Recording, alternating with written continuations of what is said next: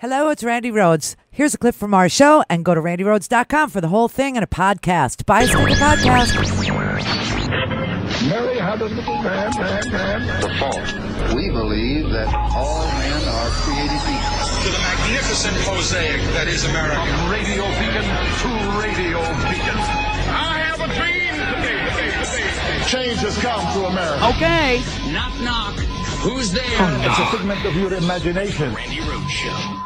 Turn up your mind.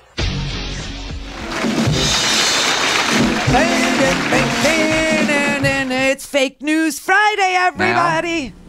Now, are you ready for some football? Yes.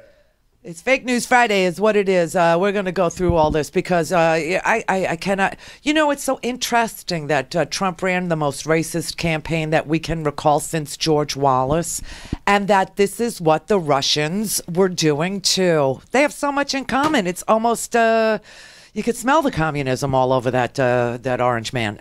It's so bizarre. I can't even tell you. So let's just have a little look-see at what's happened over the past week, shall we? And then we can dissect, the fake news. First of all, yesterday, Richard Blumenthal was on the CNN, and he was asked about these fake news sites and how they are really Russian. You people out there, you are so, I mean, it's not just that Russia exploited the racial divides, which is what we're being told. And it's not just that President Trump exploited the racial divides, which is what you heard. It's that they exploited your stupidity. And you people fell for it and literally showed up for protests organized by communist oligarchs, by Vladimir Putin and the KGB, for God's sake. And you're going to lecture me about the flag, the freaking flag, which is a life hack so that people will know who's on what side of the war. That's all it is. Or as Brett said to me just prior to the show, the flag is the original meme. Isn't that brilliant? I have the most brilliant people here. Yeah, the flag is the original meme. It is a symbol of which side you're on in a battlefield situation. That's all it is. And, it's not anything people die for. They don't die for the emblem. They don't die for the life hack. They don't die for the meme. They die for what the meme represents. And that's freedom. Freedom!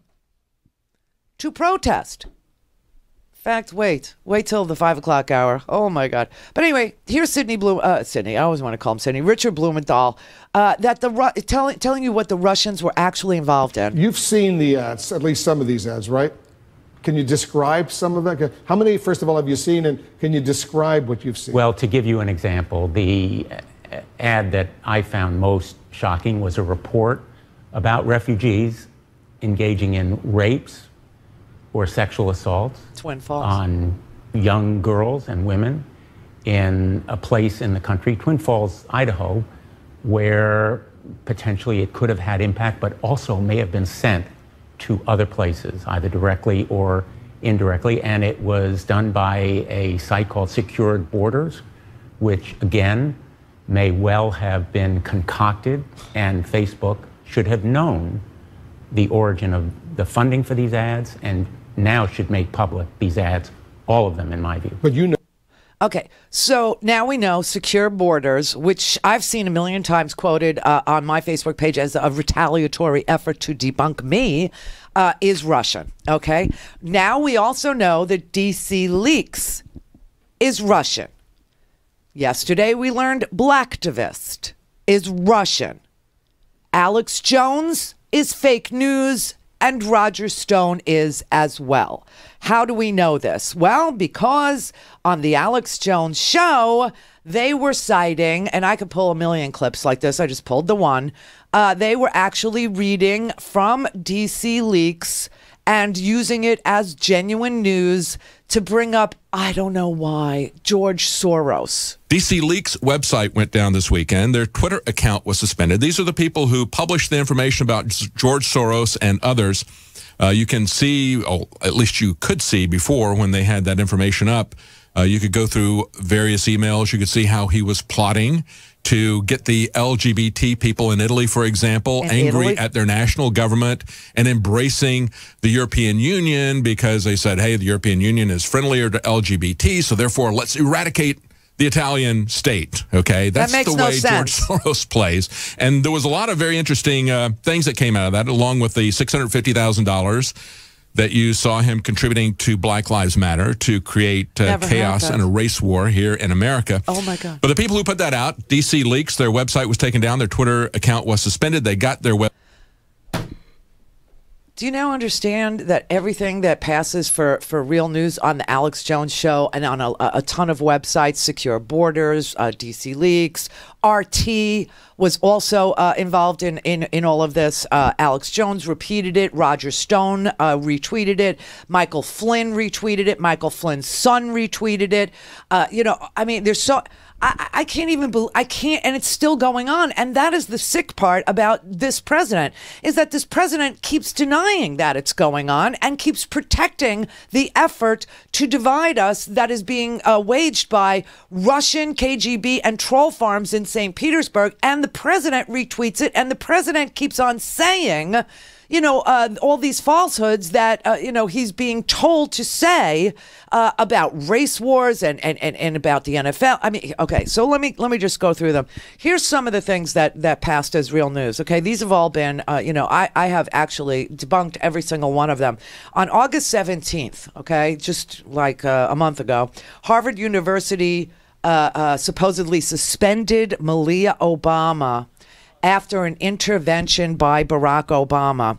There was a website, it's called Our Land of the Free. Our Land of the Free. All patriotic name, right? They reported that that President Obama's daughter was arrested for purchasing a whopping, I'm quoting them now, a whopping 6 pounds of marijuana. Malia was toting 6 pounds of marijuana that she bought from a drug lord her father had released from prison. Here's what the story it's great. The teenage Obama faces a good bit of time in prison and even has been suspended from Harvard until the conclusion of the trial, but the regular course of justice is not acceptable to the Obama family. According to sources with Harvard, Barack Obama called school president Harmon Finkelstein and angrily demanded that his daughter be allowed to attend the university, and of course he caved. That story is entirely false, okay? It is absolutely 100% entirely false.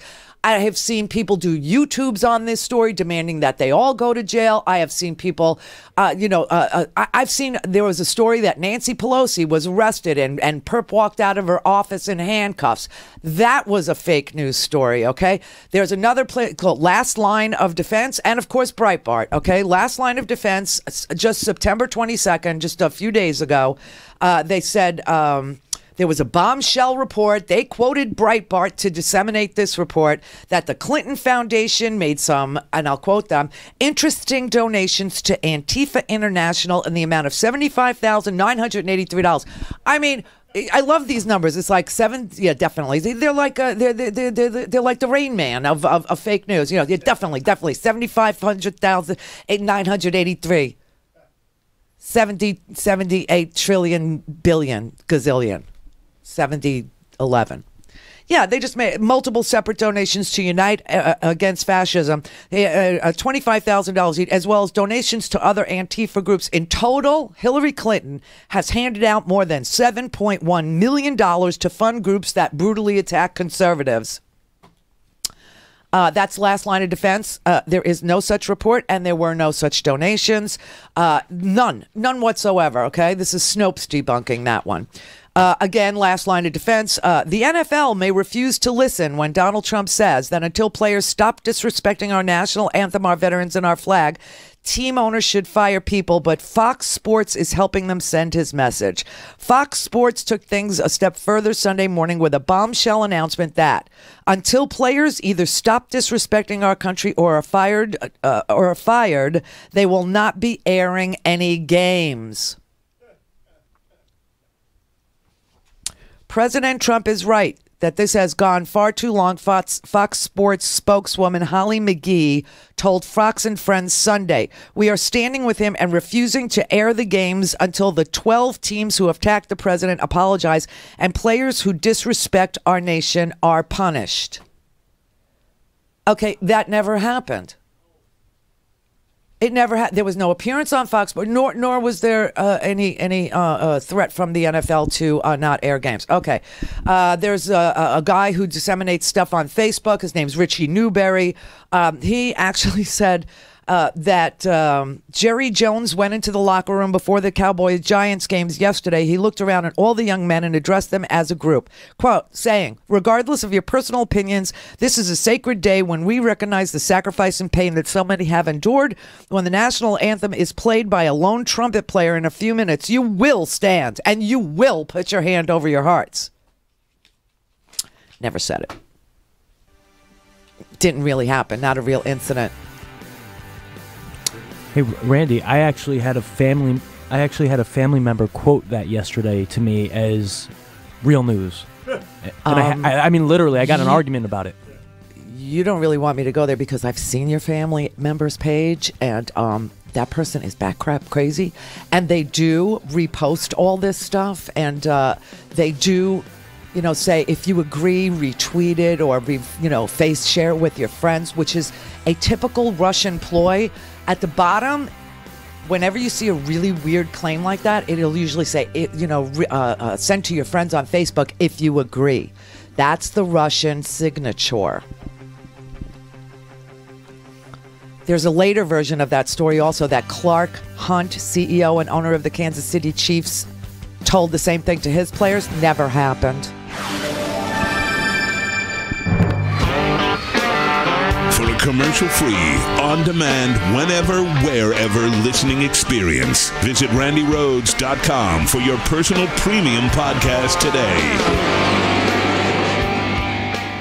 Yeah, you could buy tile at a chain store if you wanted to. You could wait for a kid to try and answer your questions about what's this made of, or how do I install it, or what's in stock. But what if you wanted serious craftsmanship? What if you wanted custom design, handmade, to order from your imagination, or an inspiration photo that you love? Probably you think you can't anymore, but I did. When it was time to shop tile, I came across a family-owned business that still handcrafts each and every individual tile, matching your colors, your inspiration, your design. Tempest Tile Works. They're based in Portland, Oregon, and they still handcraft the most magnificent tile. Let them match to your fabrics or to your countertops or to anything you can envision for your bath or kitchen.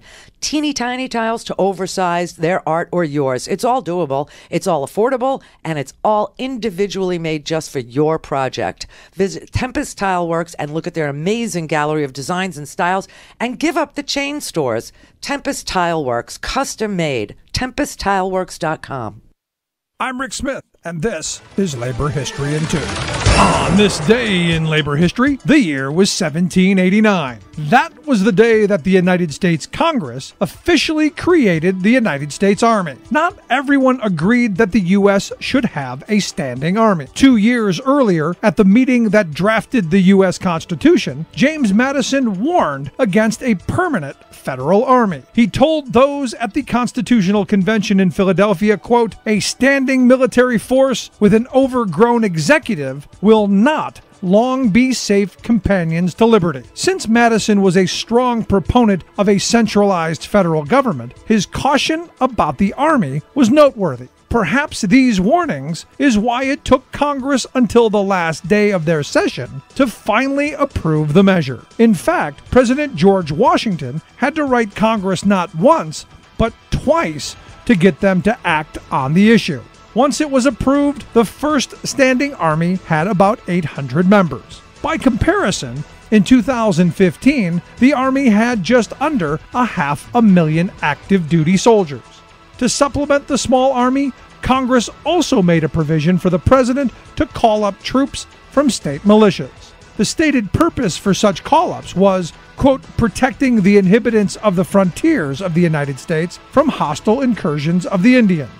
While in federal service, the state militias were supposed to receive, quote, the same as the pay and substance as the regular army. One time, various state militias were used for the forced removal of the Cherokee people from the southeast on the Trail of Tears in the 1830s. State militias were also deployed to break up labor strikes. Such is the case in the Homestead Strike in Pennsylvania in 1892. Like what you hear? Check out more at laborhistoryin2.com.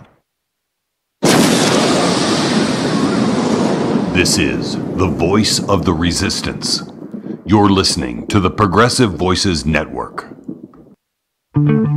This is Ezra Levin, Executive Director of Indivisible. Please go to indivisibleguide.com, type in your zip code, find your local Indivisible group, and join the movement to resist Trump's agenda. We've teamed up with Progressive Voices Network to help your community take action and hold Congress accountable. Change will not come if we wait for some other person or some other time. We are the ones we've been waiting for. We are the change that we seek. President Barack Obama. We wrote this guide because we believe that the coming years will see an unprecedented movement of Americans rising up across the country to protect our values, our neighbors, and ourselves. Our goal is to provide a practical understanding of how your members of Congress think and how you can demonstrate to them the depth and power of the opposition to Donald Trump and the Republican congressional overreach. This is not a panacea, nor is it intended to stand alone. We strongly urge you to marry the strategy in this guide with a broader commitment to creating a more just society, building local power, and addressing systemic injustice and racism. Take action and hold Congress accountable. This is Ezra Levin on the Progressive Voices Network, asking you to join the millions who decided to become part of the movement to resist Trump's agenda. Check out indivisibleguide.com to start resisting on your home turf. Keep listening for more ways you can get involved. This is the voice of the resistance. You're listening to the Progressive Voices Network. All things Randy at RandiRhodes.com. Go for launch. Speaking truth to power, the Randi Rhodes Show. The Twitter and Facebook account, both disguised to look like they were run by the same black activists, were actually the work of Russians. The accounts are part of the material being handed over to Congress for its investigation into Russia's meddling in the presidential election. The accounts, both called Blacktivists, posted videos of police brutality against African Americans and wrote about injustice to African Americans. Take a look at the Facebook page. It says, "Watch another savage video of police brutality. We live under a system of racism, and police are directly letting us know how they feel and where we stand." Joining us is CNN senior media and politics reporter Dylan Byers. So these posts, they were all designed by the Russians to try to amplify racial tension in the U.S., is that right? That's right. The post coming from this social media campaign was designed, our sources tell us, by an account linked back to the Internet Research Agency, which has ties to the Kremlin. This campaign used both Facebook and Twitter to basically advance a message that would, and posts and ads that would exploit the racial tensions that exist in this country effectively as part of the larger Russian goal of undermining American democracy, sowing political discord, contributing to an atmosphere of partisanship and incivility. And they were doing this, Anderson, at a time during a campaign when race was sort of at the forefront, or at least one of the major issues going on in America at that time, still is today. And if you couple this with the reporting that we had last night, that one of the ads, a Black Lives Matter ad, was targeted at the cities of Ferguson, Missouri and Baltimore, you begin to understand just how sophisticated the Russians were in terms of understanding the pressure points for American politics and American culture. And it's so fascinating that all this racial stuff began just around the time that Donald Trump began running for president, which he opened up with Mexicans are coming here and they're rapists and they're murderers. They're not sending their best people. Remember, he started the whole campaign on the Russian philosophy of dividing America along racial lines. I just find that so coincidental that, Putin and Trump were thinking the same thing about what is exploitable in America. And the Russians, you might say, well, why were they sending out, things to aggravate, African Americans who were being brutalized? Because they did the exact when they targeted those people in Ferguson and when they targeted those people in Baltimore, then they also targeted them with the Hillary Clinton super predator ad so that they could depress the vote, so that they could say she's not fighting for you, and the only viable option is Donald Trump, who then started talking this populist thing about how, what do you got to lose, African Americans? What do you got to lose, right? It all followed like the script that was written by Vladimir Putin, where, the whole thing with Black Lives Matter, and then the Trump campaign was out there saying no, Blue Lives Matter, and then all of a sudden they sent out the super predator bit with Hillary Clinton, which was also, a South Park cartoon, so people would watch it, and then Trump goes out on the campaign trail right at the same time, and he starts saying, they don't care about you. What have you got to lose? Vote for me. What have you got to lose, right? Oh, it was perfect. The timing was just exquisite. It was just, wow, so coincidental, wasn't it? Just so coincidental. By the way, they also targeted people in, lily white places, this really heinous story. I told you there's a very long read that you can undertake this weekend. There's two of them I really think you should read. One is in our homework section today by Tanishi Coates. It's unbelievable about how we should have expected this from Trump because all the signs were there. And the other one is, about what happened in Twin Falls, Idaho, with all this fake news. And this article was written before we understood that these fake news accounts were, Kremlin-linked accounts.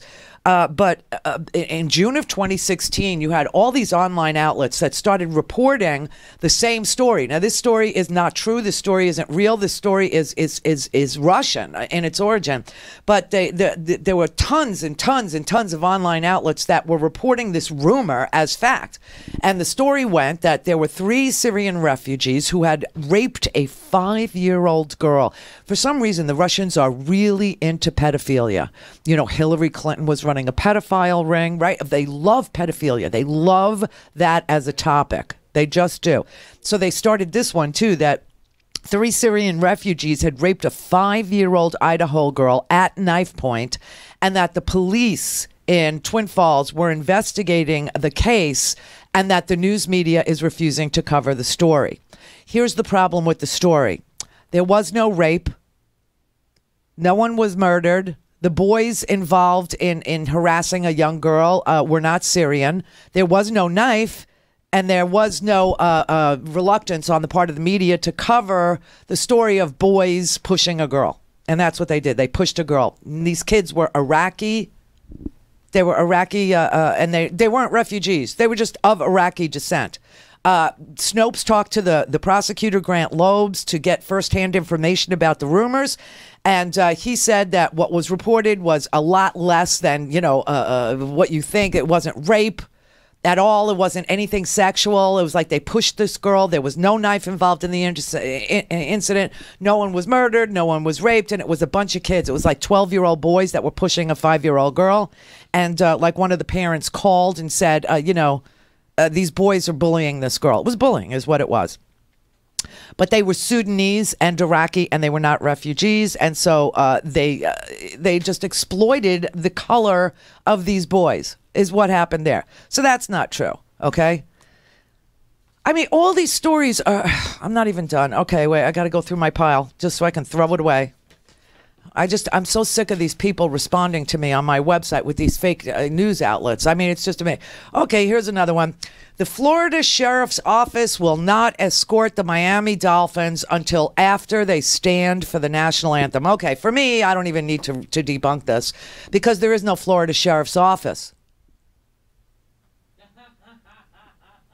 Yeah, right? I mean, it's just like, it's just what?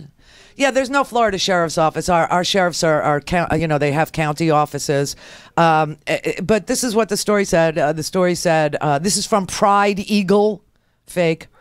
The Miami Dolphins have followed in Colin Kaepernick's footsteps in refusing to stand at attention for the national anthem. However, as a result, the Florida Sheriff's Office has now announced they will not be escorting the Dolphins to their games until they resume doing so. The Miami Herald reported the local police union is behind the Broward County Sheriff's Office and will not be doing any escorting either. And it's actually tweeted, and there's like a little meme that they made, from whole cloth. That is just, it's not true. First of all, the police officers who do guard the Miami Dolphins, they're off-duty police officers. They're not sheriffs, but whatever. So that's just not true. And then there's another one in Freedom Daily. The Broward Sheriff's Office Deputies Association, Local 6020, is seeking the immediate termination of all Miami Dolphin escorts until such time the Miami Dolphins and the National Football League set forth a policy that will not tolerate the disrespect of the American flag and national anthem during any sanctioned games or events. Until further notice, I respectfully ask all members of law enforcement not to work any detail associated with the Miami Dolphins unless ordered to do so. That's Freedom Daily. A police union is not the same as the sheriff's office, and a request is not the same as policy, and nobody ever told anything to anybody who works off duty as an escort for the Miami Dolphins. It just never happened. There is no Florida Sheriff's Office, and the Broward County Sheriff, Scott Israel, he said, officers will continue to provide security for the Dolphins.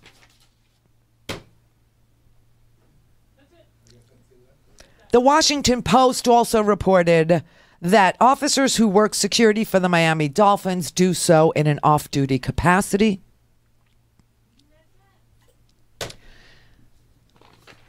That's appeared all over the place, and that's been sent to me too. Okay, I just want to. And then there's another one, U.S. Viral. It's called U.S. Viral. Forgot who would even quote that. That's fake news. But they said 4 NFL players submitted a 10-page memo to the league's top officials asking for overt league support and a whole month of anti-police activism. The 10-page memo was obtained by Yahoo Sports and was endorsed by Seattle Seahawks Michael Bennett, Philadelphia Eagles Malcolm Jenkins, Eagles Torrey Smith, and former NFL player Anquan Bolden. The memo blames the police for the shooting of Trayvon Martin, who was shot and killed in 2012 by George Zimmerman. It says that this is what they say the memo says. Since 2016, police have shot over 300 men and women in this country. Some of the names and stories are familiar. Jordan Edwards, Trayvon Martin, Alton Sterling, but hundreds of others are not. Blah, blah, blah. Okay, that's not true either. What the NFL players have asked for is a month of unity. And here is what the memo says. As players whom have been advocating for social justice for the past year, who appreciate the opportunity to engage with you, the league owners, coaches, and general managers, to make our communities stronger. As we shared with you, the silence following our individual and collective demonstrations around the national anthem to raise awareness to racial inequality and issues surrounding criminal justice reform has been met with inconsistencies in press coverage and perceived lack of support. For that reason, the players request that you help raise awareness to those issues to counter the vast amount of press attention being referred to as the national anthem protests versus the large amount of grassroots work that many players around the league have invested their time and resources to. We would like to request a league-wide initiative that would include a month dedicated to a campaign initiative and related events similar to what the league already implements for breast cancer awareness, honoring the military, etc. We would like November to serve as a month of unity for individual teams to engage in and impact the community in their market. That's what it actually says. Now, this whole thing came to light because I see it. Other people have told me that their family members, send them these things. We were talking about it yesterday after the show. I took a look at one of Scott's family members, very close family member, and I know Scott 20 years already, and I know his character, I know his family, and so I could not believe that otherwise, people known to me would be actually posting these things on their Facebook page. And I just said to him, everybody's got this problem. Everybody calls and everybody says, oh, I got this crazy uncle. It used to just be chain emails, okay? Now it's the Facebook, now it's the Twitter, and we're finding out that it's actually Russian propaganda on top of it. This is absolutely unconscionable. And so all you patriots out there who think you're saying something are actually aiding and abetting a country who is trying to destroy us by using you. You're a tool in their toolbox. Stop it already. Stop posting things that aren't, Reuters, that aren't Associated Press, that aren't McClatchy, that aren't Washington Post, New York Times, Wall Street Journal. If you don't recognize it, and it's called viral news, or it's called DC Leaks, or it's called InfoWars, or it's called border security, or secure borders, or it's fake. There are no news outlets called those things. It just isn't real. And it's a foreign government trying to destroy America from within using you. You are a soldier in their freaking army to destroy the United States of America. Wake up. Clear for takeoff. The Randi Rhodes Air Force. Air Force. RandiRhodes.com. Tales of American Political History with Clinton Porter Hackney. We've been discussing the panic created by people dying from Tylenol laced with cyanide and sold to American consumers. The 1982 Tylenol cyanide deaths had an enduring impact on public health and public policy regarding the sale of consumer products sold off the shelf. In 1983, Congress passed the Federal Anti-Tampering Act, making it a crime to interfere with consumer products. But as often happens, the strongest leadership came not from the government, but from the private sector. Johnson & Johnson, the makers of Tylenol, responded by creating what is now seen as a model for crisis management. They established full transparency and disclosure in the manufacturing and sale of their consumer products. They designed triple-sealed containers that later became the industry standard. Congress had done what they needed, but it was the corporate response that established lasting policies that we still live with today. This is Clinton Porter Hackney at cphackney.com. Whether you're listening to me, Mark Levine, each Monday and Wednesday, or me, Leslie Marshall, each Tuesday, Thursday, and Friday, you can hear us from 6 to 7 p.m. Eastern Time on the Progressive Voices Network. Here's a sample of what you'll hear. Minority Leader Chuck Schumer, Minority Leader Nancy Pelosi, have learned how to deal with Trump's tantrums. They know how to deal with the President of the United States. And the answer is you treat him like the temper tantrum-prone 3 or 4-year-old toddler that he acts to be. That's actually very smart. They deal with the narcissistic personality by praising him. Now, don't worry. I'm not worried that Chuck or Nancy truly has praiseworthy thoughts about Donald Trump. Don't believe that for a second. But they know how to play to his ego. And that's what you have to do. Again, that's Mark Levine every Monday and Wednesday. And Leslie Marshall each Tuesday, Thursday, and Friday. From 6 to 7 p.m. Eastern Time on the Progressive Voices Network.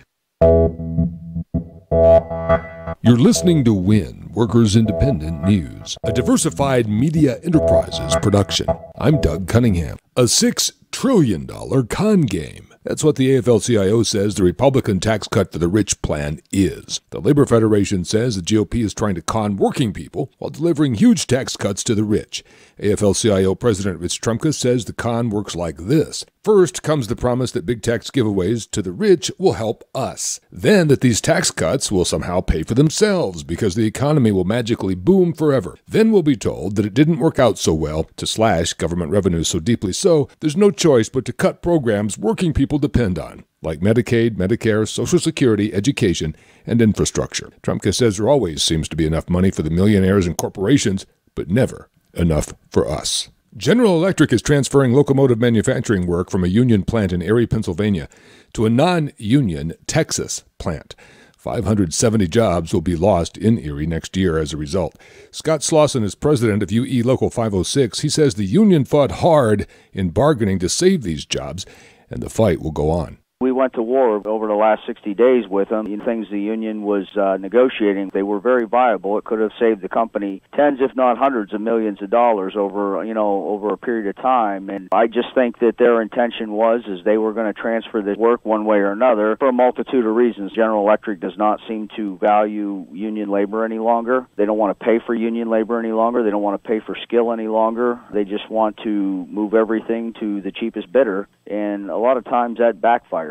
Slauson says GE constantly drives down wages with no concern about the effect it has on working people and our communities. So it's just a matter of chasing lower wages and wiping out middle class. In a lot of cases, they want to go back to wage scales they were paying in the 80s and 90s. That has a significant impact not just on local economies, but the economy as a whole. When workers are making less money, then we're the ones that drive the economy. So when that money is stripped out of the economy, it hurts. This is not unique. General Electric does this all the time. They go around all their different plants. They try to get concessions out of their workers. In turn, what ends up happening is a couple years down the road, they end up closing facilities. And they don't seem to be ashamed about doing it. They have no care about, destroying communities and people's lives. WIN is America's multimedia news voice for workers. We need to make more money. What they're paying us, the greedy corporations, they just want to pay us what they want to pay us. And it's not right. We are sick of an economy and a democracy that are rigged against us. Support WIN's worker news mission at workersindependentnews.com. You've been listening to WIN, Workers Independent News. For more information, visit workersindependentnews.com. The Randi Rhodes Show is live on RandiRhodes.com and the free Progressive Voices app for Android and iOS. Visit the App Store or ProgressiveVoices.com now. Probably today something will happen. Something will be announced. Look, I think he's a very fine person. I certainly don't like the optics. As I said, we renegotiate deals. We're renegotiating trade deals. We're renegotiating, as an example, the F-35 fighter plane. I've saved hundreds of millions of dollars. So I don't like the optics of what you just saw. Of what you just said. You can't tell who he's talking about. He's talking about Tom Price. He's saying that tonight he would have a decision on whether or not Tom Price could stay. 5 seconds ago, Tom Price just resigned. Bye-bye. Bye-bye, you bastard. Bye-bye. Take your insider trading and your pharmaceutical deals and your device maker money and beat it, bub. It's unbelievable. I got to tell you, this whole administration, you can't work for them for more than 5 minutes because you can't come under the scrutiny of the prying eyes of Congress, the Senate, or the media. Everything that you said ever falls apart under scrutiny. Now, here's Tom Price, okay, telling Nancy Pelosi to stop taking private planes. And Nancy Pelosi went so far as to write an op-ed that said we were un-American. You remember? Well, I want to say to the Speaker, don't you fly over our country in your luxury jet and lecture us on what it means to be an American. Don't you tell us about America.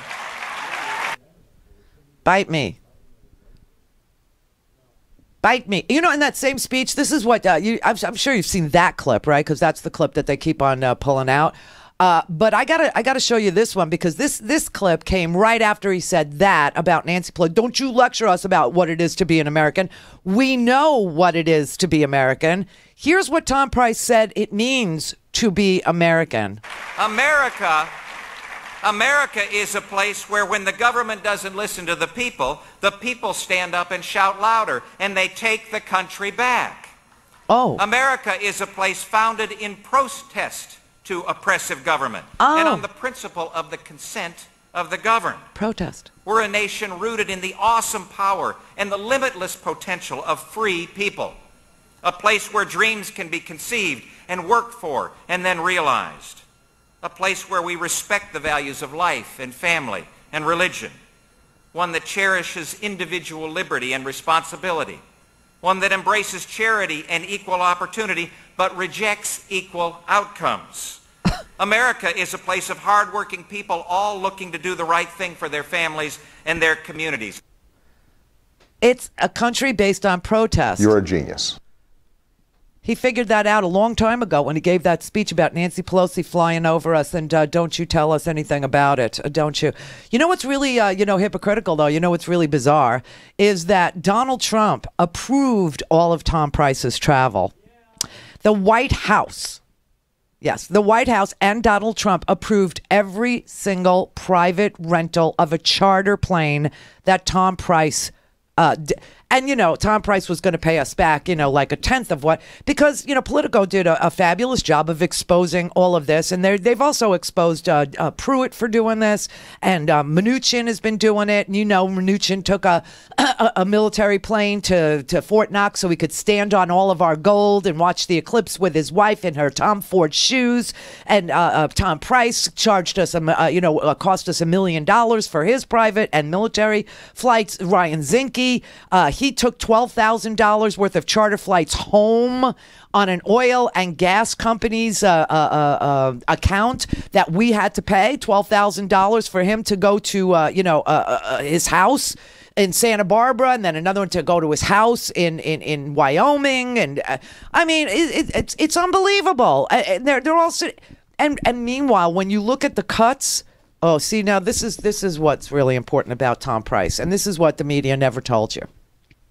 I mean, they tried to tell you a long time ago, but I think that they gauged your interest level as low until these health care bills started to become the topic. And so nobody paid attention to the budget, okay, to the budget that came out.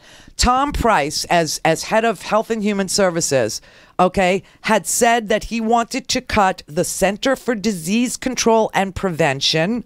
Okay, he wanted to cut the National Cancer Institute by $1 billion. The National Heart, Lung, and Blood Institute would be cut by $575 million. The National Institute for Infectious Diseases and Allergy would see a reduction of $838 million. They wanted to cut the National Institutes of Health budget from $31.8 billion to $26 billion. The CDC said when they saw Tom Price's request that the request was, quote, unsafe at any level of enactment. It would increase illness, death, risks to American and healthcare costs. They said it devastates programs that protect Americans from cancer, diabetes, heart attacks, strokes, and other deadly and expensive conditions. The American Heart Association said it was devastating and unconscionable, these cuts that were proposed by Price. Of course, we're not even talking about the budget cuts to NOAA now that we've just, seen what hurricanes can do. But that was to zero out the funding for NOAA, literally zero it out. And by the way, I read a newspaper article the other day about how the one Hurricane Hunter plane that we have, it didn't even start up. I mean, it's broken. It's really broken. And that the seals on the doors don't close and, all this. And the cuts to the Department of Energy would be $900 million. NASA would have been cut by $191 million. And of course, Tom Price wanted Planned Parenthood to be barred from receiving any HHS funding. Also, he wanted to cut CHIP, the Children's Health Insurance Program that serves 5.6 million children by 23%. And then he wanted to cut the Affordable Care Act so that states would shoulder a larger burden. He wanted to cut the Centers for Disease Control and Prevention by $1.2 billion, and $82 million would be cut on the center that, vaccinates against preventable and respiratory illnesses like your flu shots, your measles shots. $186 million from the CDC's Center on HIV/AIDS, viral hepatitis, STDs, tuberculosis prevention, but one of the biggest cuts was $222 million to the chronic disease prevention programs, and also they wanted to cut by 26% the agency's Center on Birth Defects and Developmental Disabilities. That was because we were starting to do research on Zika and the birth defects that Zika causes. Now you look at Puerto Rico. Now you understand that the mosquitoes are going to start getting crazy in Puerto Rico, all right? And Zika and dengue and all of these diseases are things that the CDC is going to, and all of our health institutes will start, USAID, all the with mosquito nets, and then they're going to start with, prevention and eradication. The $35 million the CDC would be cut from childhood lead poisoning prevention. Hashtag Flint. The Food and Drug Administration would be cut by $2.74 billion. It's just unbelievable. And of course he wanted to cut the Office of National Drug Control Policy. They wanted to cut it by $368.5 million, but because they realized, white people are sick with opioid addiction, they decided to go ahead and fund that. This is Tom Price, for God's sake. This is who he is. And then, all the insider trading he did, how he could take an oath to the office, I don't even understand it. Same thing with Judge Roy Moore. Now we're finding out he lied on his disclosure forms, too. And he's been thrown off the court 2 times for not wanting to obey two court orders saying he must enforce the law of the land with regard to removal of the 10 Commandments. He was court ordered to remove that, which he installed in the middle of the night and didn't consult his fellow justices. And he lost, and the court ordered him to remove it, and he wouldn't, so they fired him. And then the Supreme Court ruled that gay marriage is the law of the land, and he still kept, issuing directives to, municipal judges to not issue licenses to same-sex couples, and that's why they finally removed him the second time and suspended him for the remainder of his term. And he's going to take now we find out he lied on his financial disclosure forms, claims he didn't have income over $150,000. Well, it turns out he does. And Tom Price is sitting there saying, everything I did was all approved by the White House, and now the White House doesn't like the optics of it, and so they force him into resignation this afternoon. Well, I think what the important point here is that all of these trips were official business. All of them were within budget. All of them were approved by the normal processes that every other administration has gone through prior to the trip, not after. But we've heard the concerns. I've heard the concerns. I've heard the criticisms. And in order to make certain that people appreciate that my respect for the taxpayer is as strong as it can be and always has been in my 40-year career, we think it's important to do a number of things. One is to say there will be no private air charters at HHS going. I thought it was necessary. I thought, the White House approved it because you had to travel. You must travel. There was no way to get to Philadelphia from Washington, D.C. There was no way to get to Las Vegas. All right. Ryan Zinke, chartered an oil and gas, company's plane. And paid $12,000 of taxpayer money for the charter on that plane because he said there was no way to get to Las Vegas. There's no way to get to Las Vegas, everybody. There's no way. I mean, this is unbelievable to me. If they would have brought us a bag of peanuts from the flight and just said, here, everybody, here's a bag of peanuts to say thank you for the taxpayer dollars that afforded me great comfort and leisure travel, or hey, went to Philadelphia, cost us $25,000. Bring me. Okay, this is what I think is the appropriate punishment. Not only should he have to supply everyone in this country who pays taxes with a Philly cheesesteak, but he should have to make them himself, every last one of them. And I want wings. I want wings to wear on my jacket. I want a little set of wings from the pilot. What a bunch of front-running phony liars. And the president just keeps on lying. Everything he says is just a big stinking lie. It's unbelievable. And he plays right into that Russian, divide America for us. He does it willingly. He does it with verve, vigor, zest, and zeal. He does everything that the Russian playbook makes him do. Maybe there is a PP tape. Who the hell knows? Jay in Nevada. Hi, Randy. Thanks for taking my call. Well, maybe he hasn't ever heard of Travelocity at Travago or anything like that. I'm telling you what, cheapo air works really well. Well, you know, I was gonna start out with a great band and a great singer, Freddie Mercury. The song "Another One Bites the Dust." Yes. So I wanted to talk about the kneeling with the football players. Yeah. My dad fought in World War II with my uncle. My brother served in the Army as an MP, and so did several of my cousins. America is not the flag and the national anthem. America, to me, my opinion, I might be wrong, but it's the Constitution of the United States and the Bill of Rights. You would be right. Now, the Bill of Rights, I looked at it today, and I looked at the First Amendment, and I was looking for any caveats or any side notes of saying that you could only voice your grievance, you know, freedom of speech on a Saturday or between 5 and 6, and you have to wear purple shoes. And I didn't see any caveats. No, there's no caveats. And by the way, taking a knee is a very natural thing for football players to do because that is what they do in the end zone. Okay, right? So it's a very natural thing for them to do, and it actually shows respect. It's nonviolent and all. And there is no caveat that says if you are employed in a professional capacity that you can't take a knee. But last night, I have to say, Thursday Night Football, they upped it. They upped it. Now they're locking arms. Now they're locking arms to show unity. And that is what the fake news exploited, saying they're not showing. They wanted to speak out against they wanted to speak for something, not against something. They wanted to speak for unity. They wanted to speak for social justice. They wanted to speak for criminal justice.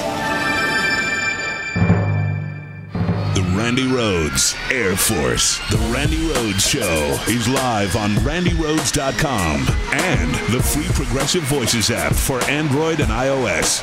Visit the App Store or ProgressiveVoices.com now.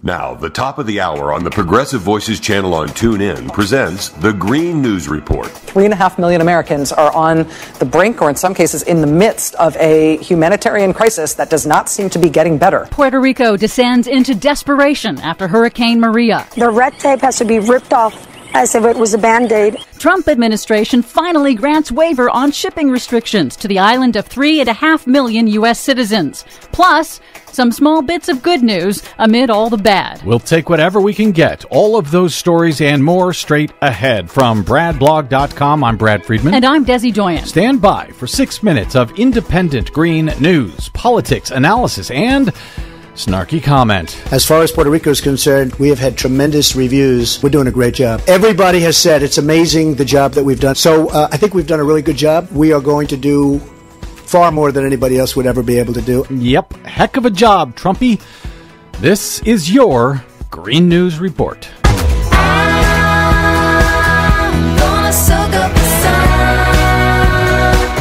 Okay, Desi Doyen, I know Donald Trump is doing a fantastic job down in Puerto Rico. He's told me so himself over and over again. But what's the real story now more than a week after Hurricane Maria? Well, unfortunately, Puerto Ricans are still waiting for aid to reach them. A week, as you said, after Hurricane Maria devastated the U.S. island territory. The logistical difficulty of distributing emergency aid cannot be overstated when so much of Puerto Rico's roads, bridges, ports, and communications were completely destroyed. San Juan Mayor Carmen Yulín Cruz on MSNBC echoed other Puerto Rican officials who expressed gratitude for federal aid, but said that the scale of the disaster is so mind-bogglingly enormous that much more is needed. We need diesel, we need gas, we need running water, we need some sort of way for people to find their way around, and we need our hospitals not to become death traps. So this is a big SOS for anybody out there. The Defense Department says that only 44% of the island's residents have access to potable drinking water. That's 1.5 million people,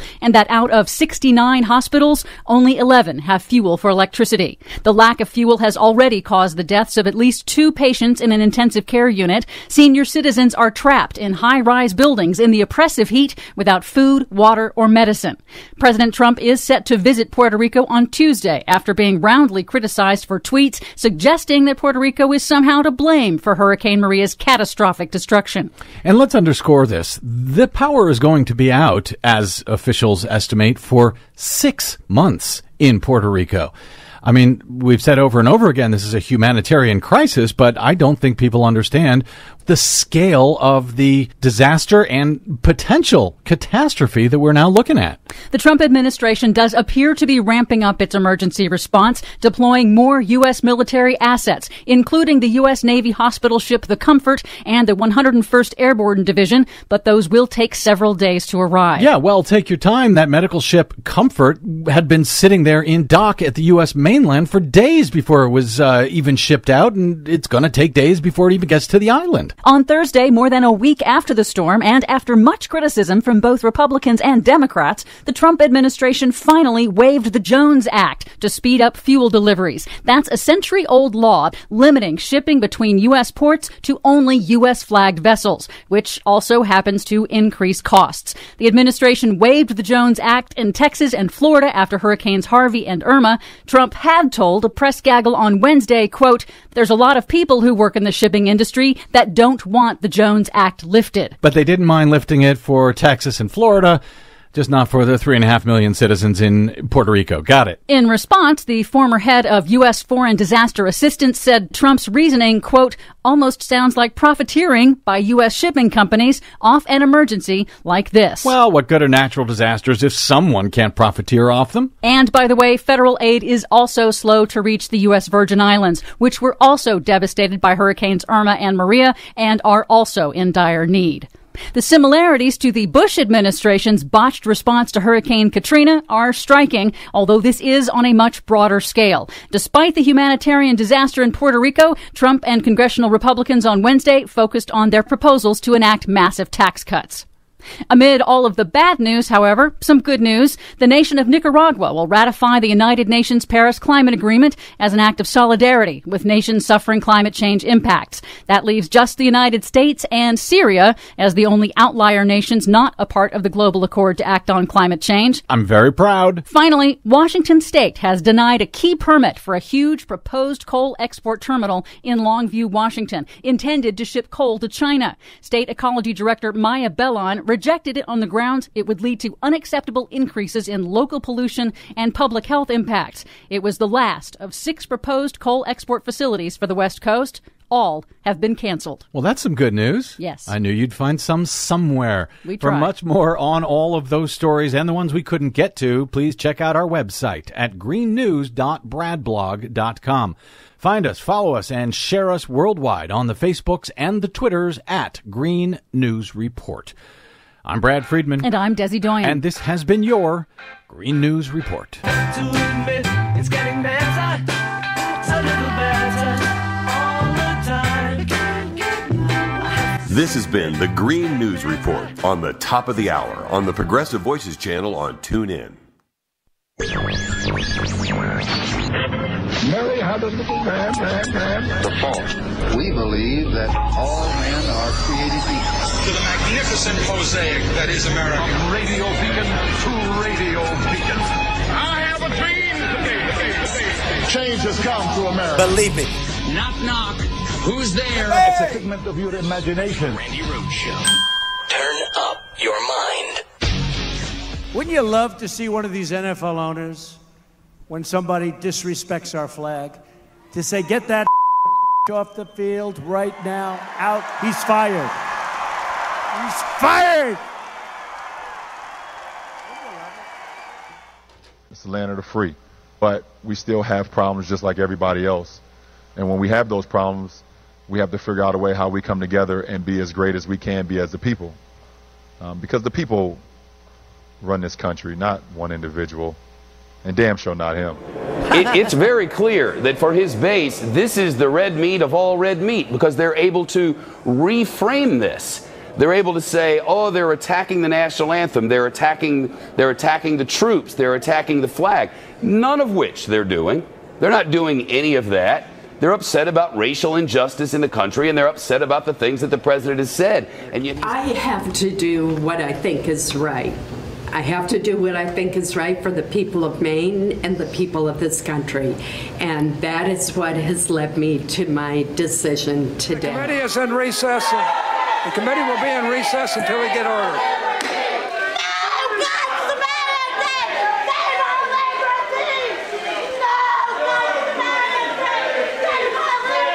The president said a couple of times, this has really caught on, in reference to his comments on NFL players and patriotism. He went on to say that he is essentially saying what a lot of Americans are thinking. According to this person in the room who was at this dinner last night with the president, he seemed pretty pleased with this uproar that he's ignited over the last several days. On health care, we have the vote.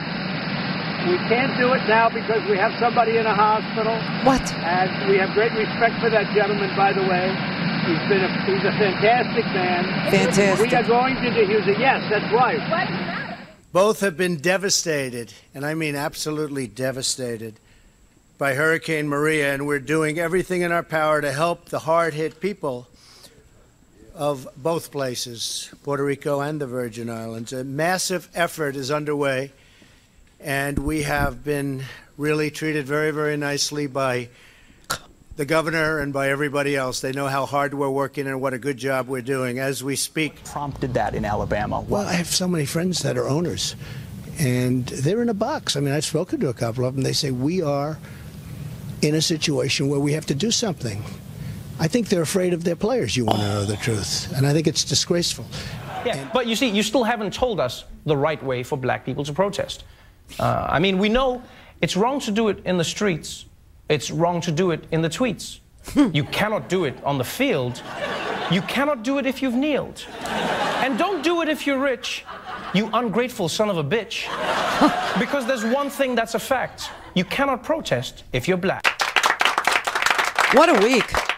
What a week. And, you know, you do get this sinking feeling that the entire reason why he decided to bring up this whole NFL thing is because he knew his health care bill was going to go down, that his promise to repeal and replace immediately, and that he had a fantastic health care plan that was going to cover everybody. It was going to be cheaper, and it was going to be better, and it was going to happen really quickly, very quickly. Was a lie. Everything this man ever said was a lie. Mexico is not paying for the wall. There is no health care plan. This tax plan is also a complete load of BS. I have to tell you, the analysis on the tax plan says it would deliver modest tax cuts to most other households, but that the major benefit goes to the top 1% of Americans. I'm shocked, I tell you, shocked. There's also no guarantee that middle-class families would get any tax cut. In fact, there's no guarantee that middle-class families wouldn't see their tax bill go up. How do I know this? Because Gary Cohn today was on the TV and he was asked that specific question. Can you guarantee that middle-class households' tax bill won't go up to pay for those tax cuts for the wealthy? And he said, well, you can always find examples of a house or two. And he said, well, what about the blue states? I mean, you're talking about California, New York. You're going to take away their ability to write off a portion of their state and local taxes so that they contribute even more to the federal treasury. And then the red states can leech off of them some more, because the truth of the matter is the red states are the most dependent states in the United States. And some of the red states get as much as $7 back for every dollar their citizens pay in.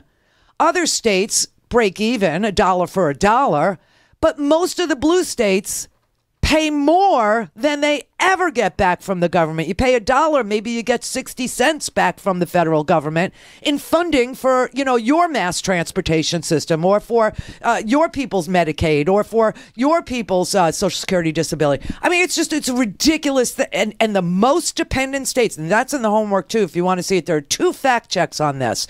The most dependent states in the United States are Republican states. Why? Because they have Republican governors and their people are the poorest people in the United States. Mississippi, dead last in everything.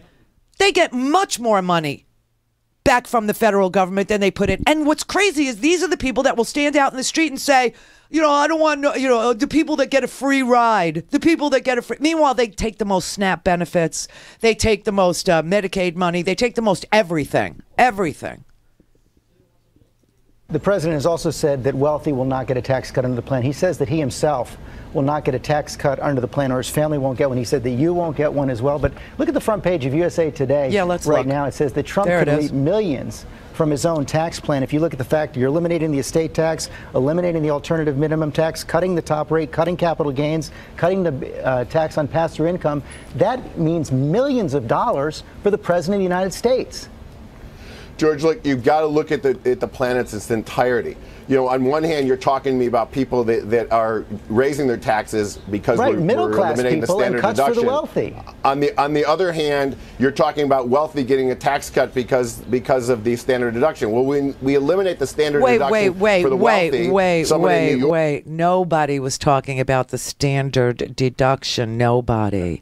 He was talking about capital gains, carried interest, pass-through tax cuts in the rate that the wealthy pay, corporate tax cuts from 39 to 20. He wasn't talking about the standard deduction at all. That's just bizarre. Now, remember this, okay? Because they're shrinking the marginal tax rates. We don't even know, because Donald Trump didn't bother to tell us, how much money you have to make to move from the 10% bracket that you might find yourself in right now, and then suddenly you'll be put into the 15% bracket, which is one of the new brackets, right?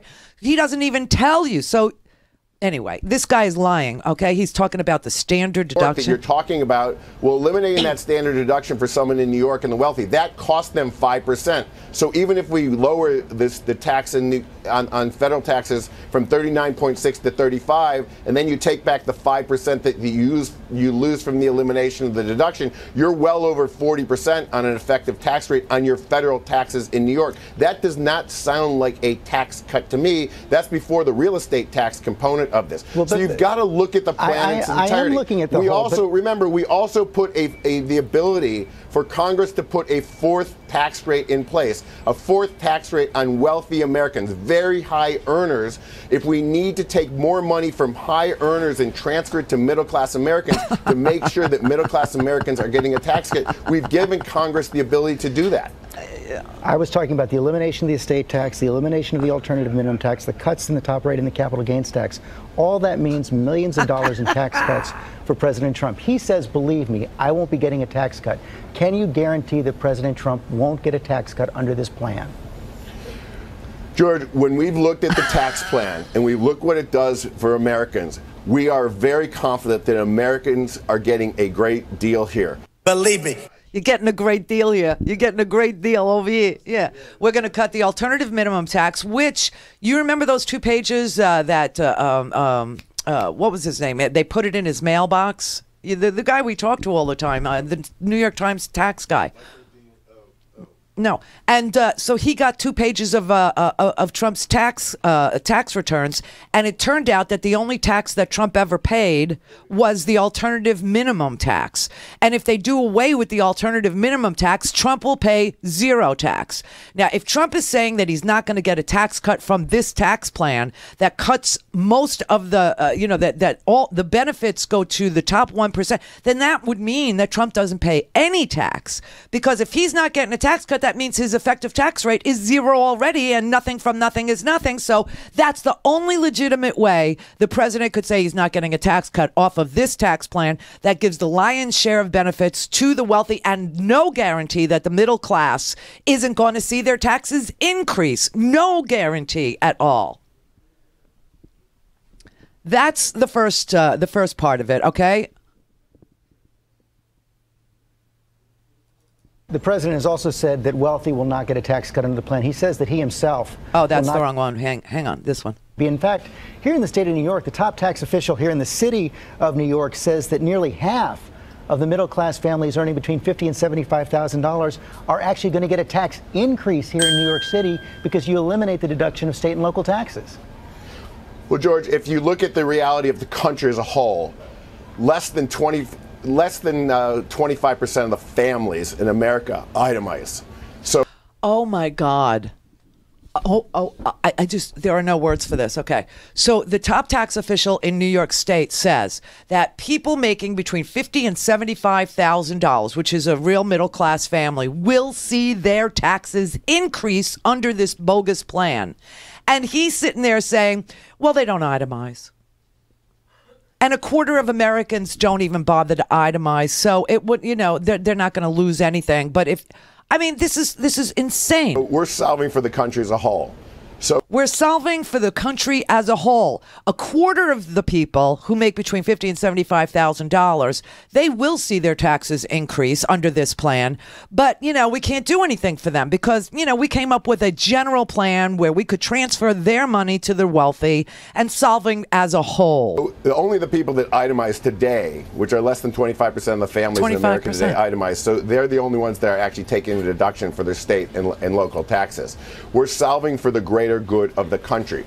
But what you have to look at is you have to look at what we did in its entirety. You have to look at this plan in its entirety. We've doubled the amount of income that people can keep at the zero tax rate.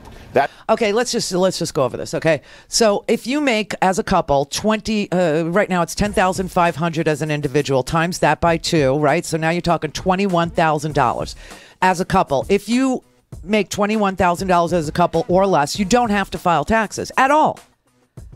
They're bumping that up to $24,000, so you don't have to file. Woohoo! That's barely like the cost of inflation over this, over the course of the existence of this,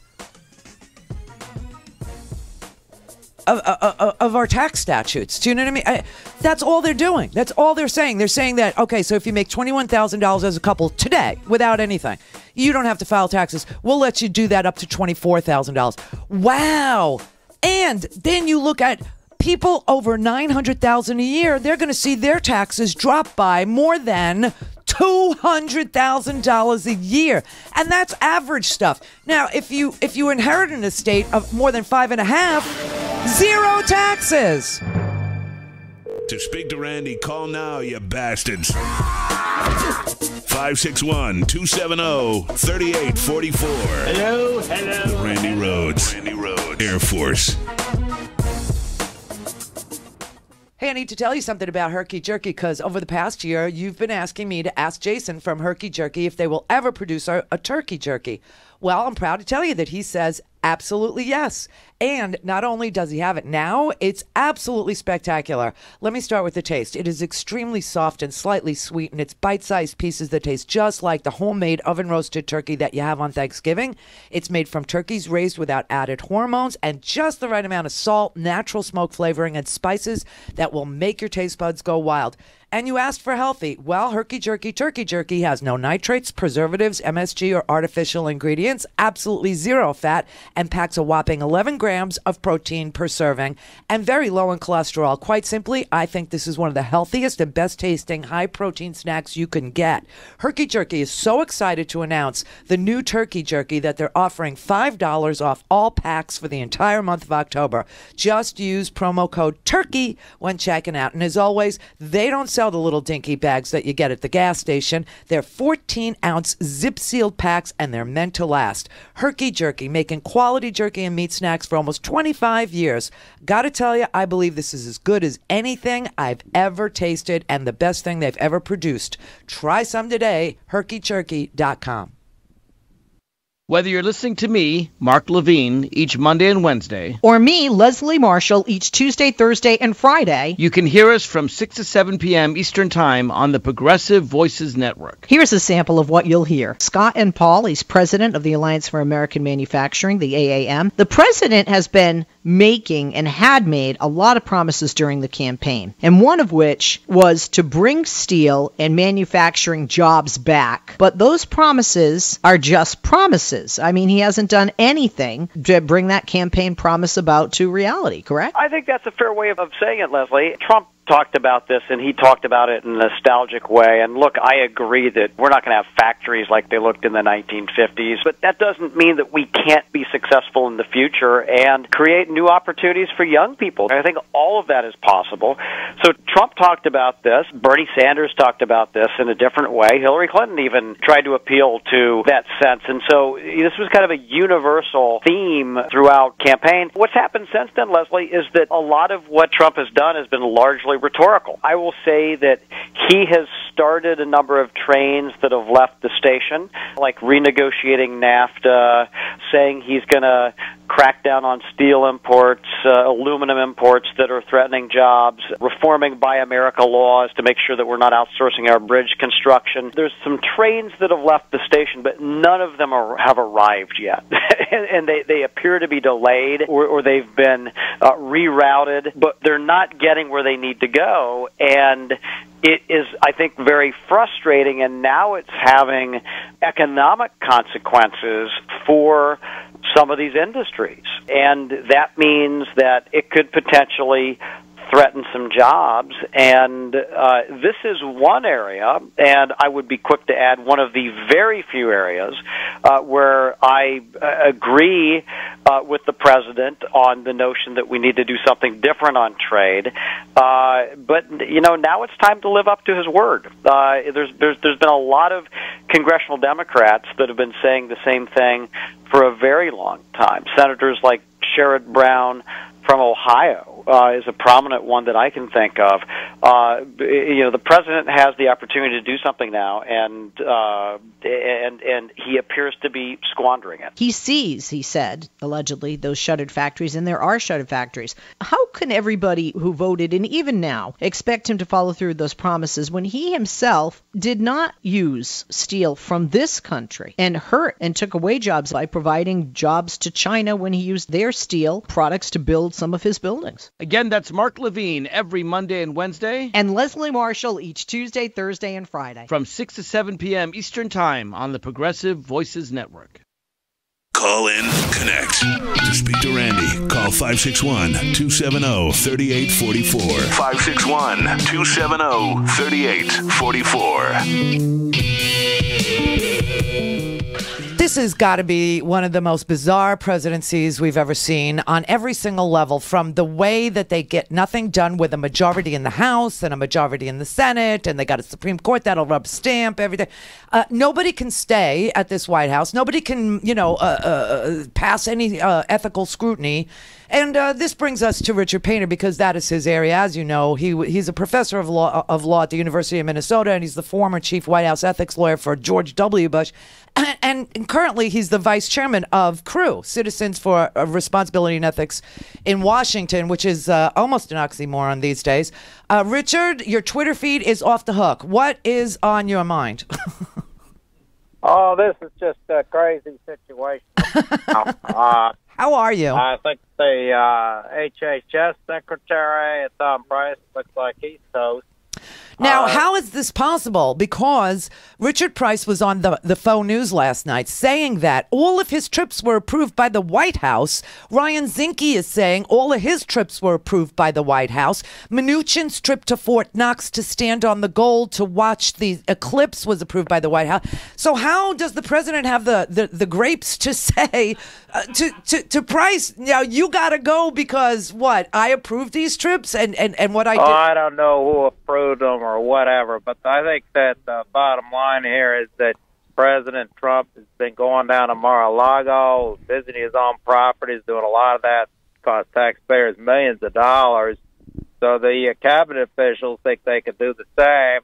And, that's caused a lot of flack. So I guess he's going to send a message that cabinet officials can't do it just because the president does it. But, he's not the only one. We had the Treasury Secretary going out to Nashville to view the eclipse or something, and with his wife on board, and then she was crowing about all the fancy handbag she had and everything, and that was out of taxpayer expense. Money can't buy you class. I've looked at her selections from Tom Ford and some of the other design. That Birkin bag is really ugly. I know it's $40,000, but it's ugly. Yeah, well, she got the 40 grand to spend on whatever she wants, I guess. But boy, I tell you, and then he wanted to have that airplane. He wanted to use military air to take him over to Europe on his honeymoon. I mean, that's I forgot about that. Yeah. Taxpayer-funded Mile High Club for the Treasury Secretary. I don't think so. I don't like that at all. That's my money. That's your money. And then we got the Environmental Protection Agency chief. I think he's been running around doing some of this.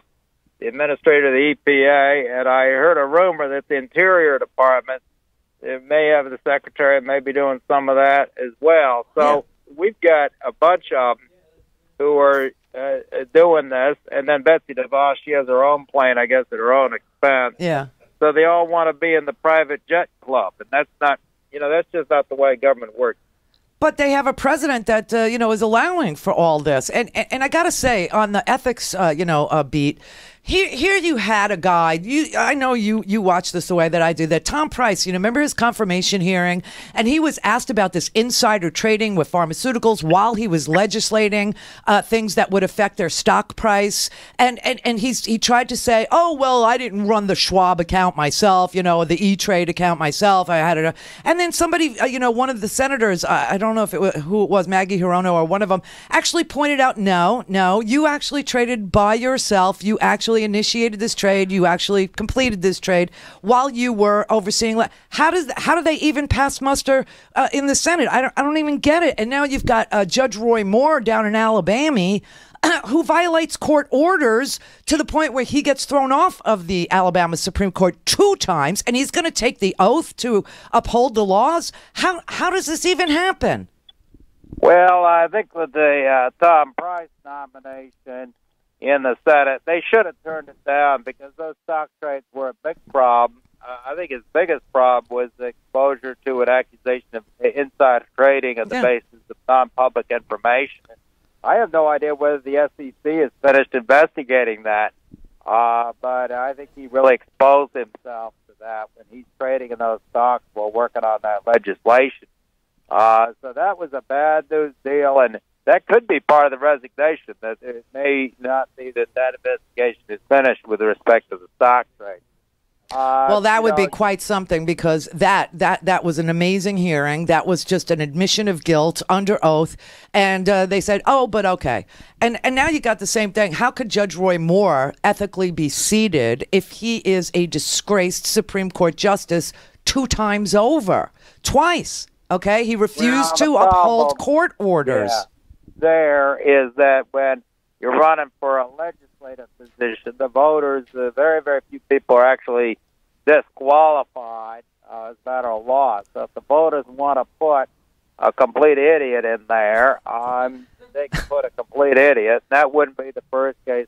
We did that with the president, so I guess that's true. But so that's the problem. But I don't understand why we don't. But I don't understand why we don't have, some sort of a barrier to entry. Do you know what I mean? Why is it that you can violate court orders if you're Judge Roy Moore, be thrown off the Supreme Court twice for refusing to, uphold the law, and you're still allowed to run for a position where you make the law? I don't see how this could work.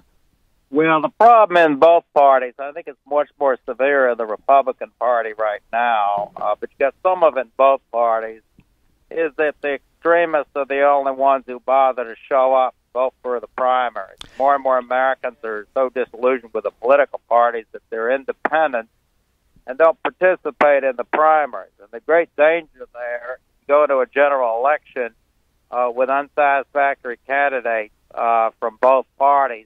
I think down there the Democrats have found somebody who's pretty good. He's actually pretty conservative. Doug Jones? Yeah, Jones, and I think they may have a shot at taking that seat. But the Republican primaries in many states, and particularly down in Alabama, are dominated by an extreme right-wing faction of the party. Then they're going to try and get the nominee, and then the ordinary, the normal people have to decide where to vote for that person in the fall. I think this one's going to backfire the Republican Party in 2 respects. They could lose that seat down in Alabama, and Alabama's elected conservative Democrats before, and I think Jones might very well fit that that bill. And then the second thing is that they got Roy Moore on the ticket, and he is a nutcase, and it's going to make the Republican Party look terrible all over the country. Already does. It already does. I mean, you know, you talk about extremists, and now we find out that, you know, this is a great subject for your class, I think. You know, we see that Russia has, you know, exploited, you know, the racial issues, the religious issues, the Muslim issue, you know, all this. And Donald Trump has mirrored every one of those things. Remember, he opened up his candidacy by saying, you know, Mexico's not sending us their best, blah, blah, blah, and all this. Now he's refusing aid to Puerto Rico. To this morning, he said, well, we have to look at the cost, and maybe we won't rebuild it. You know, maybe we won't rebuild Puerto Rico. I mean, all these people, by the way, are going to, I can't wait to get them settled and registered to vote right here in the swingiest of the swing states, Florida. Can't wait. But, you know, everything that they do is to exploit extremism. You know, the whole thing with there are some fine Nazis that were marching, and it's like the Russian faction of the Republican Party is showing up to vote. And you're right, everybody else is an independent because they're sick of the money in politics. Yeah, I think you're going to find strong support in Congress, even with the Republicans, to help out with Puerto Rico. Puerto Rico is much part of of our country. It's a territory. I think they'll become a state someday. They voted to become a state. They voted 97% to become a state. And Congress hasn't done a thing about it. And now they're in trouble. And they sit there and he says, oh, well, it's an island surrounded by water. Yeah, well, I was down there giving a speech for the federal district court down there. I mean, we have very strong interest in Puerto Rico. It's territory for a reason. We want it. Puerto Rico is part of our country. I think they will eventually become a state, but they're going to have to get aid down there fast. It's making the United States look terrible if we can't land food and water in Puerto Rico, and then we start crowing about what we can do all over the world. Well, remember, they're all going to come here. Everybody wants to get off that damn island. They're starving to death, literally, and they're dying of thirst and hypertension and all kinds of preventable diseases like, you know, people need dialysis.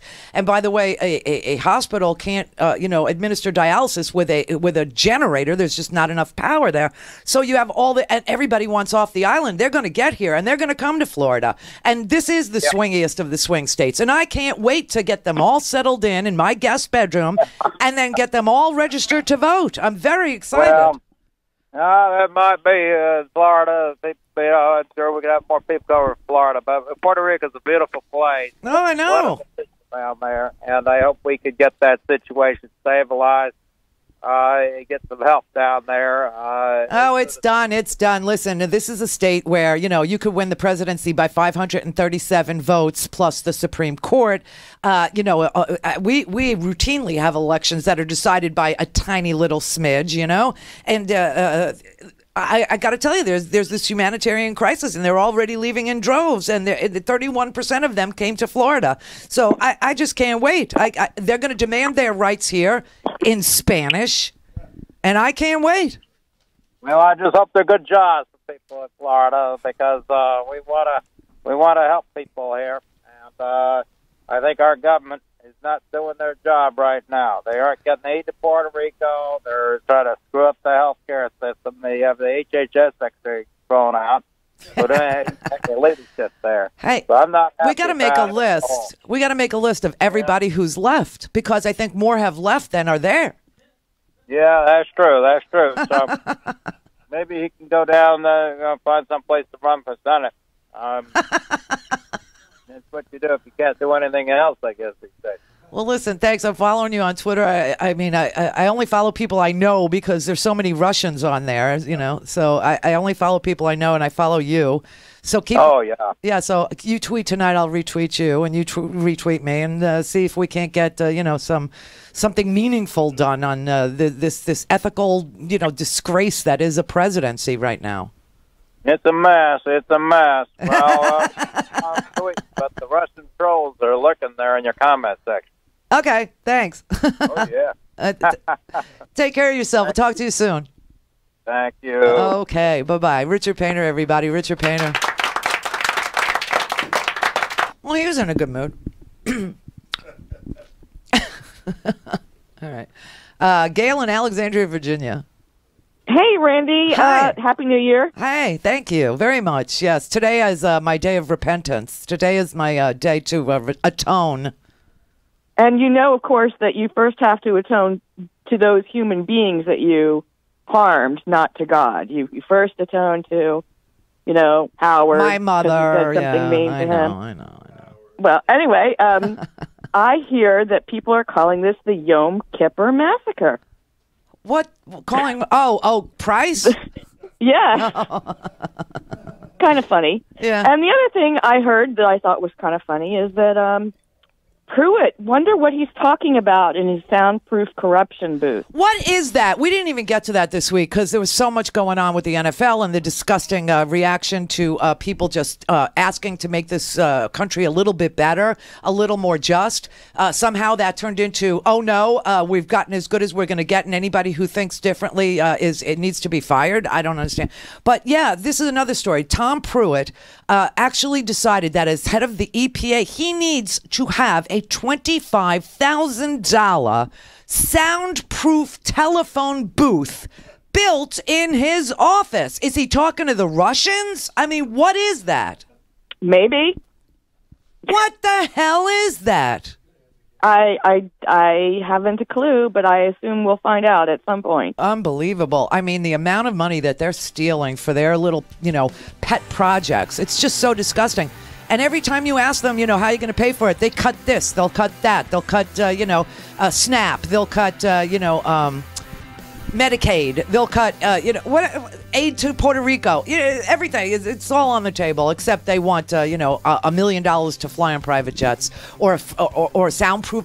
Who the hell needs a soundproof phone booth? They have. He has a skiff. I was just going to say that. I was just going to say that there are skiffs, which are secure communication infrastructure. Okay, they're skiffs. They're secure places where if you have to talk about something that's top secret or classified, you go to the skiff and you use that. No, he's got to have it in his. This is like, I forget the congressman who wanted to decorate his office in Game of Thrones, or Downtown Abbey, right? He wanted money to decorate in Downtown Abbey. I mean, really? To speak to Randy, call now, you bastards. 561-270-3844. Hello. Randi Rhodes. Air Force. Yeah, you could buy tile at a chain store if you wanted to. You could wait for a kid to try and answer your questions about what's this made of, or how do I install it, or what's in stock. But what if you wanted serious craftsmanship? What if you wanted custom design, handmade, to order from your imagination, or an inspiration photo that you love? Probably you think you can't anymore, but I did. When it was time to shop tile, I came across a family-owned business that still handcrafts each and every individual tile, matching your colors, your inspiration, your design. Tempest Tile Works. They're based in Portland, Oregon, and they still handcraft the most magnificent tile. Let them match to your fabrics or to your countertops or to anything you can envision for your bath or kitchen. Teeny tiny tiles to oversized, their art or yours. It's all doable, it's all affordable, and it's all individually made just for your project. Visit Tempest Tile Works and look at their amazing gallery of designs and styles, and give up the chain stores. Tempest Tile Works, custom made. TempestTileWorks.com. I'm David Pakman, host of The David Pakman Show on the Progressive Voices channel. Check out this clip from my show. A couple of weeks ago, I told you that Donald Trump Jr. and Kellyanne Conway were ending Secret Service protection. And at the time, I said that I found it a little odd. And around that same time, there was a lot of news breaking related to Russia. We learned that there was allegedly an upcoming indictment against Paul Manafort. And my instinct at the time was that the ending of Secret Service protection for Trump Jr. and Kellyanne Conway, although I wasn't sure exactly how it related to the Trump-Russia scandal, my instinct was this might have to do with them wanting more unsupervised freedom. to go where they want and meet with whoever they want to. Now, I got emails from people saying, oh, no, David, the only reason that they are foregoing Secret Service protection is because the Secret Service is out of money, because Donald Trump has spent so much money on the Secret Service with all those trips to his golf resorts, and because he's protecting too many people with Secret Service. But Trump Jr. himself said the reason for ending Secret Service protections was privacy concerns, which is weird enough already. And I didn't believe the money angle for a second, because Secret Service protection is one of those things where if people, quote, need to be protected in the eyes of the administration or the Secret Service, they will figure out the money. And shockingly, interestingly, Donald Trump Jr. is reportedly reactivating Secret Service protection, according to CNN. Just a week or two after ending Secret Service protection for privacy reasons, Trump Jr. is reactivating it. Did the Secret Service find new money? Did Donald Trump Jr. change his mind? And I looked into this in more detail, and indeed, it might be connected to Russia. Listen to this. People have been checking out airplane tail numbers. The tail number is sort of the unique identifier of a particular plane.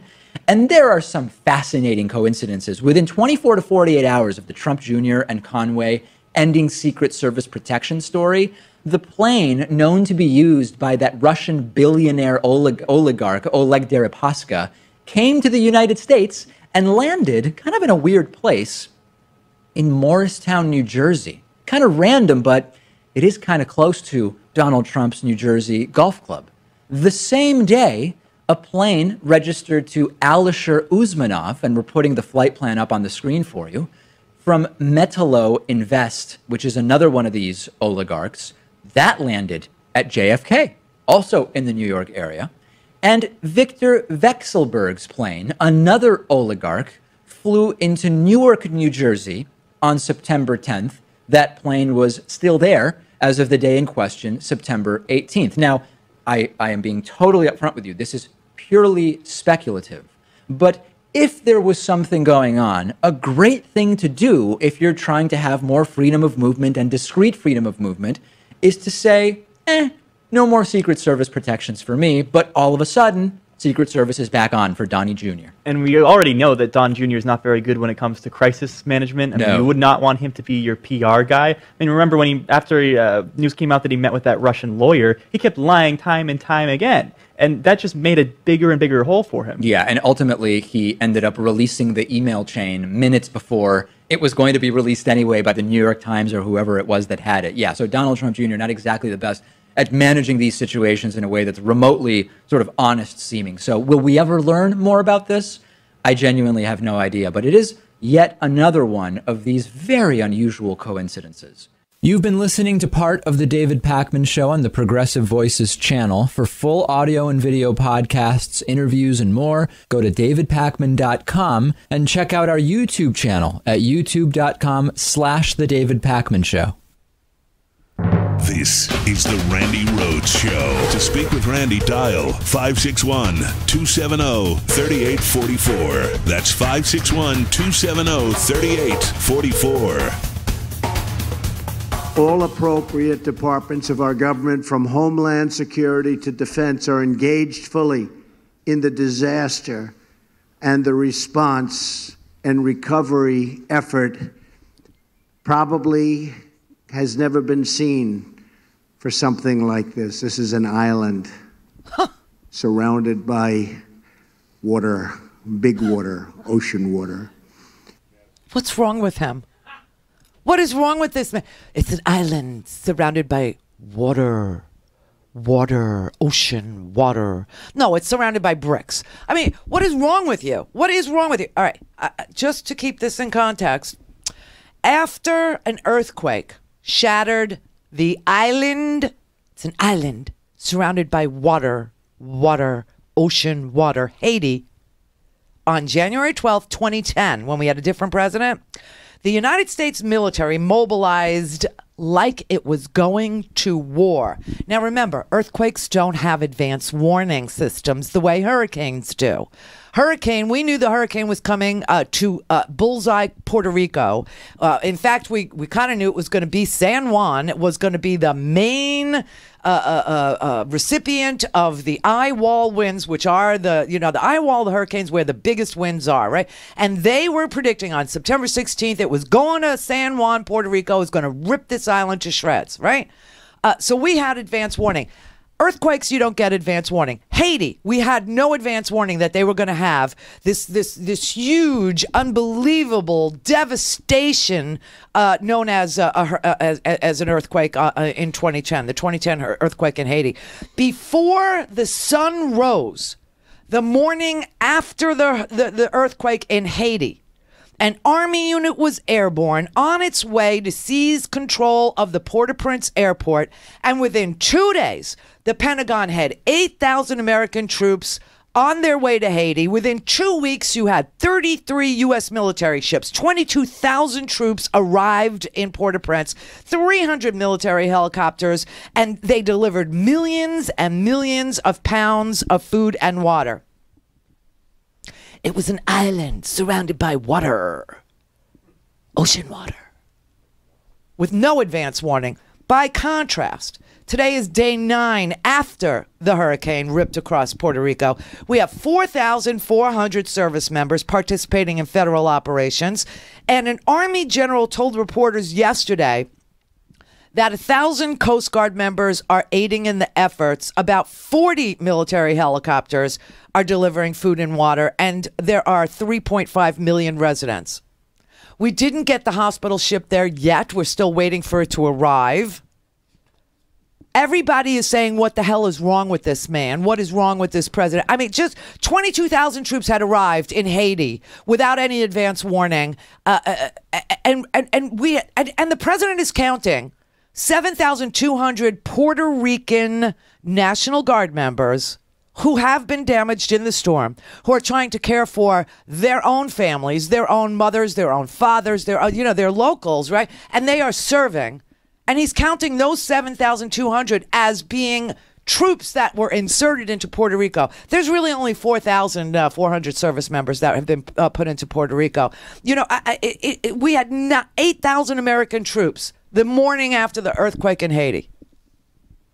This is just such bull crap. This is such a lie. It's so heinous what he's doing. By the way, I got to tell you, General Honore, if there was some way to get him back into service, I don't. He just said what everybody is thinking. This response is bullshit. When we should have been moving the military last Saturday, the president was out playing golf and twittering. I think the cabinet didn't meet until Monday, if I followed their meeting schedule. And it wasn't Tuesday that they announced a general was going in to lead the federal effort. And they sent the brigadier general, deputy, and then today General Buchanan, who is a very competent general. He and General Kim both, they know what they're doing. And I hope they give them the authority to do what they need to do. So in New Orleans, the president told me, do what I have to do, and indicated to Secretary Chertoff, who was already on the ground in New Orleans, and Mike Brown, who was in the ground in New Orleans, that I was to sort out any confusion in the evacuation and had the authority to do what I needed to do. I heard a conversation earlier today where they indicated that if our task force commander wanted to do airdrops, he could make a recommendation. A recommendation. That's bullshit. He could make a recommendation. And you want to hear the most heinous thing? I hope you saw this last night, because this is just gut-wrenching. I am very satisfied. I know it's a hard storm to recover from, but the amount of progress that's been made, and I really would appreciate any support that we get. I know it is really a good news story in terms of our ability to reach people and the limited number of deaths that have taken place in such a devastating hurricane. That is the head of HHS. That's Elaine Duke, you know, the one that got her degree from online New Hampshire University. Yeah. I mean, it's a good news story. This is a good news. Doesn't that sound a lot like you're doing a heck of a job, Brownie?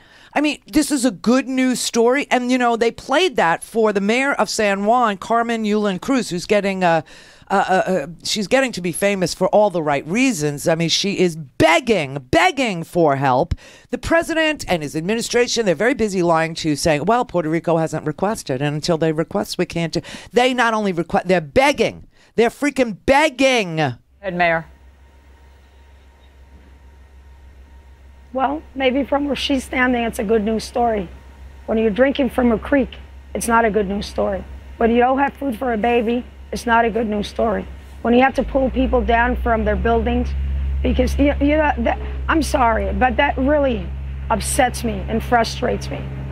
You know, I would ask her to come down here and visit the towns, and then make a statement like that, which frankly, it is an irresponsible statement, and it contrasts with the statements of support that I have been getting since yesterday when I got that call from the White House. This is, damn it, this is not a good news story. This is a people are dying story. This is a life or death story. There's a truckload of stuff that cannot be taken to people's story. This is a story of a devastation that continues to worsen. It's a good news story, everybody. It's a good news story. Holy crap! This loyalty to this lunatic president is just it's unbelievable. This is a good news story, she said. You know, I'm very pleased. I'm very satisfied. I'm very satisfied with the amount of aid that's been. This is sick. This is absolutely the sickest thing I think I've ever seen, and I've seen a lot of stuff. Shawanda in Ohio. Hi, Randy. I've been dealing with this all day, talking to people. What's going on with Kaepernick does not have to do with politics. It has to do with people that are bigots, that are racist, and taking my flag and my nation and wrapping it up and saying that I'm not loyal to this country, but they are the ones, and that I should be ashamed. I support Kaepernick because he put his job and his endorsement on the line to bring out what's wrong.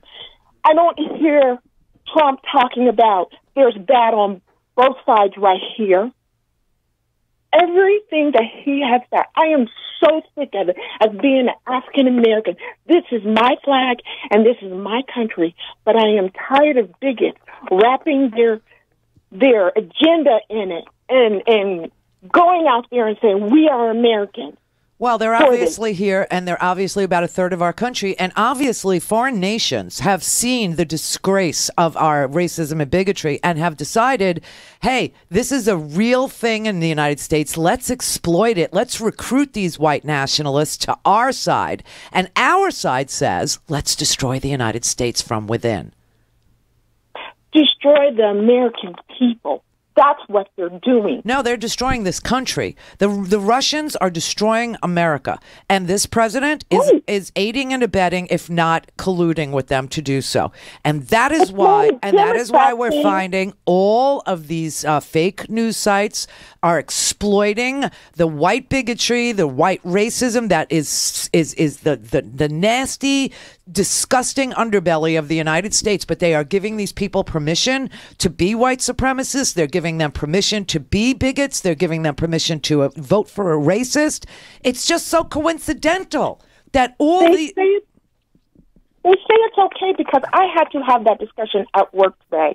I normally don't bring issues like this out, but they were saying how we were being un-American because we're taking a knee. We're taking a knee against racism, against what's not right in America.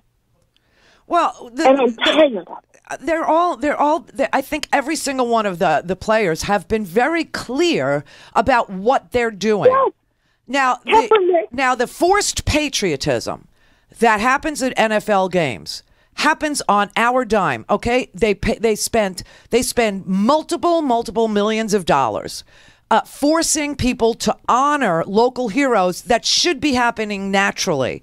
But the NFL receives taxpayer dollars to put big flags on the field, to force people to salute, local heroes. This forced patriotism, this paid patriotism is not real patriotism.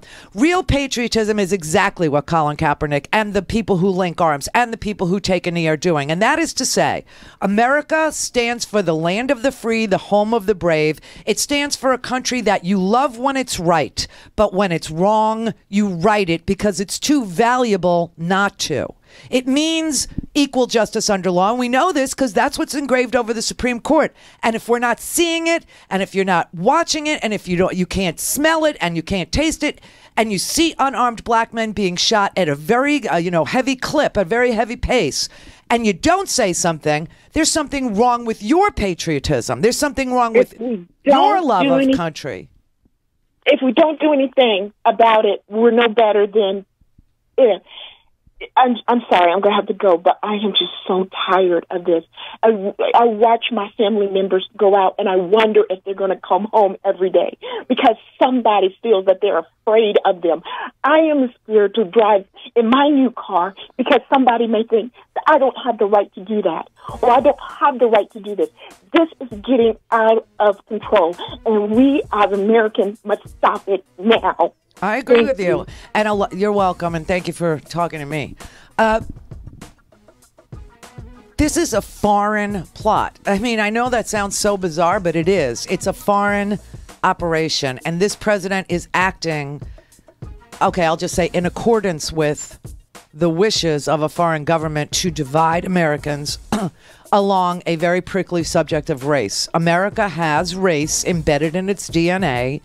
This country was founded on genocide. This country was founded with free labor, known as slaves. This country has practiced everything from Jim Crow laws to reneging on promises of reparations and making things. But there's also a lot of progress that's been made. And foreign governments and this president are trying to turn back the hands of time. And people in the NFL and people who support the Constitution are not about to let it happen. If it gives you any comfort, 61% of Americans, especially independents, think that Donald Trump has made a terrible mistake. Terrible. And that he needs to stop it, and he needs to apologize, and he needs to make this right. I don't think I'll live that long to see that man do that thing that he needs to do.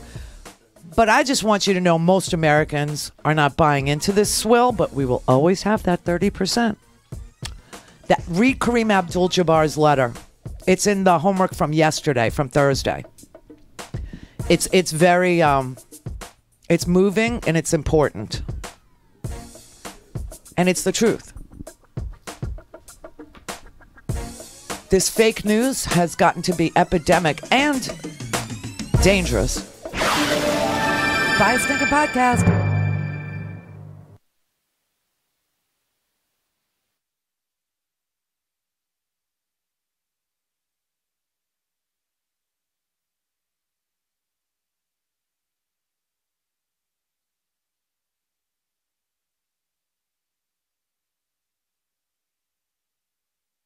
Hello, it's Randi Rhodes. Here's a clip from our show, and go to randyrhodes.com for the whole thing in a podcast. Buy a stinking podcast. Hello, it's Randi Rhodes. Here's a clip from our show, and go to randyrhodes.com for the whole thing in a podcast. Buy a stinking podcast. Go to randyrhodes.com for the whole thing in a podcast. Buy a stinking podcast.